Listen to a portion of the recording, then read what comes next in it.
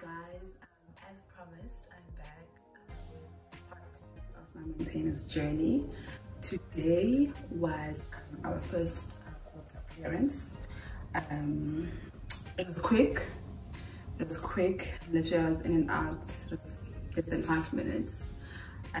Just to backtrack a little bit, so the day I made part 1 video was the day that I served my baby daddy with papers to say that we need to appear in court, and that was a Monday, the 25th. And then Thursday, the 28th, cops came knocking to my house where my child was to serve me with a protection order. So he, 3 days after I filed, well, not even I filed, 3 days after I served him with maintenance papers, he went and got a restraining order against me, saying I was harassing him. So I'm seeing him in court for that sometime in March. So I don't know what the function of the protection order was for. I don't know if it was his way of retaliating, or if it was a matter of he thinks that if he files a protection order against me that we won't be able to see each other in court. Maybe I'm gonna have to drop my maintenance case. I don't know what the point of the protection order was for, but I was told that it doesn't matter if he has a protection order against me, we're still going to continue with the court case, because I think, I don't know, I'm not sure, but I think like protection orders don't like matter in court and police stations and places like that. So there was the update since then, and obviously we haven't spoken, this year we've barely spoken. So today I got to court at 8 o'clock. I was so nervous. I was cold, like my stomach was cold. And when I get nervous, I get diarrhea. Oh my gosh, so you can imagine what has been happening in the past 24 hours with me. So I got there this morning. So before that, obviously I've been doing my research.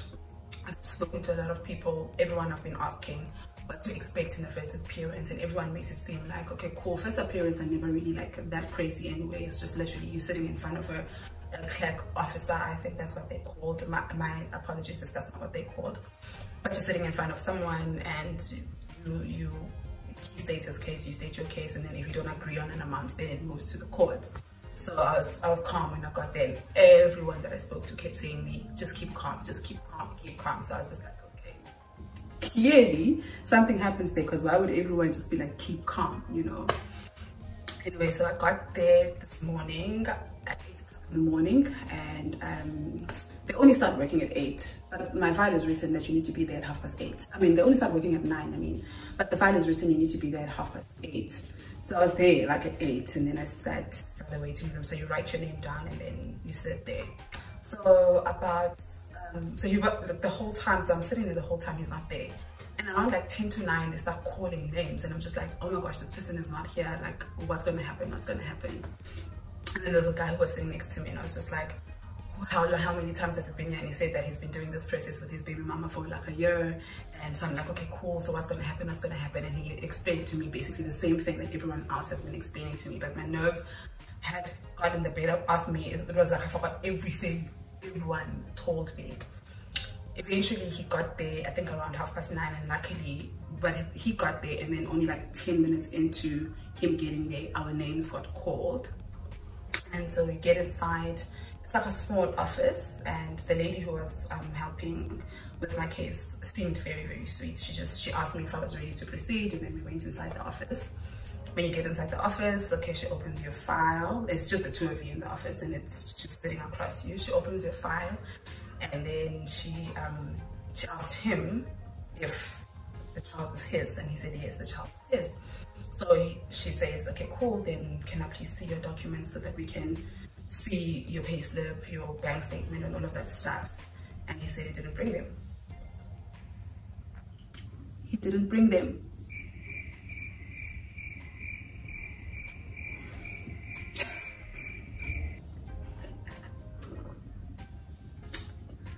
I was just like, okay, cool. Like, he didn't bring them. So the clerk officer was just like, you didn't bring them, why? And mind you, I served him on the 25th of January. And when you serve him in the paper, it's written off, there's a list of the things that he needs to bring: his payslip, 6 months bank statement, expenses, I think his ID and stuff, but it's written. So this person has had just almost a month to get these documents together, and it's not hard to get your documents. Your payslip, you get it online, like you get sent your payslip, you can print it. Literally, he could have passed by the bank today, because he got there like around 9:30. He could have passed by the bank today and got his 6 months bank statement. He could have gone to his workplace or go to a printing shop and print out your salary slips. He could have done all of these things this morning if he's had such a bad month, if it was such a bad month, you know. So he says he didn't bring them, and the clerk officer is like, oh, why? And he says that he was burying his daughter last week, so he didn't have time. So I'm assuming that his child passed away, but the problem is my baby daddy has lied about the death of his child before. So I don't know how true it is. I don't know what he's saying, if it's true, because he has lied before. He said that a miscarriage happened when a miscarriage didn't happen. So for someone who's lied about something so serious before, and then now you're coming to court and you're saying what's the reason why you didn't bring your documents is because you were burying your child. I don't know. If it is true, I'm sorry for him. My condolences to him and whoever he made that baby with. If it's not true, I don't know. I don't want to talk much about it, but that was the excuse he gave. The excuse he gave was that he just buried his daughter, and that's why he was not able to print his stuff. So the clerk officer was just like, okay, I guess we're gonna have to postpone. So I asked the clerk officer, so what happens in the meantime? Oh, before I ask her, she tells us to go to the next date available is the 7th of April. So then I asked the clerk officer what's going to happen up until then. Like it's 2 months, like it's end of February, end of March, like it's 2 months of my daughter not being maintained. Like, what do you mean, you know? And the clerk officer was just like, he's just gonna have to come. So I'm like, I was told that if they try to postpone, I must ask for an interim order. So I asked this lady and I'm like, okay, cool, can I get an interim order in the meantime? And she's like, unfortunately, they don't issue out interim orders if the other party didn't bring their documents. The whole point of an interim order is he claims he can't afford, you claim that this is the money you want. So while you guys are fighting about the exact amount, in the meantime, he needs to pay half of what you're requesting. So because he didn't bring anything, there's nothing for them to look at and judge. There's absolutely nothing. So the only thing we can do is get the date of the 7th of April. And until then, I guess my child doesn't eat. And I was just so disappointed in this whole thing. I'm very, very happy with the court. They're very professional and it's quick. Like I was there, we were out about 10, you know, so it's quick, it's efficient.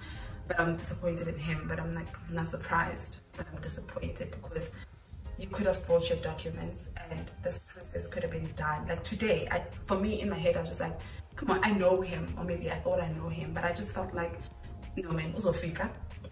We're gonna discuss and we're gonna agree. And if we don't agree, maybe but it's not gonna be like that crazy. So I felt like today everything was gonna be done. I felt like today we're gonna get out of there in agreement as to, okay, this is how much I want. But now you came with no documents, and I strongly believe that someone advised him to do that, because I went on the group that I told you about last time, and I said, hi guys, this is what happened today. He said he didn't bring the documents. Why would he do that? What does he benefit? And most of the replies were, girl, they all do that. He's not the first person.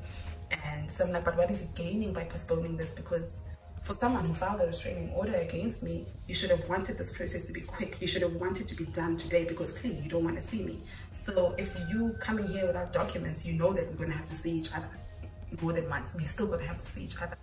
So what are you gaining by, not bringing documents? And people said he's gaining another 2 months of not maintaining his child. I was like, yep.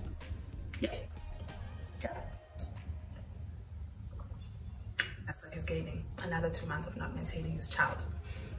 So that's where we are. So there's actually really not much of an update, except the fact that we went to court today. And our case was postponed because he didn't bring his documents. And our next court date for maintenance, because we have a lot of court dates for other things too. For maintenance is on the 7th of April, and I guess I'll be doing part 3. I really thought that part 2 would be it. In my head, I really believe that me and him were going to come to an agreement today. I really believe that by the time I left the court, I would have known exactly what's happening going forward, but it's not it. So I'll see you guys again after the 7th of April.